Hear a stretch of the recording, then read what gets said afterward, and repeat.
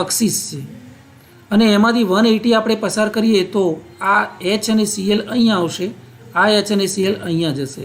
આ ઊભી એક C2 અક્ષ છે. બીજી C2 અહીંયા છે, 2 કાર્બનમાંથી પસાર થાય છે.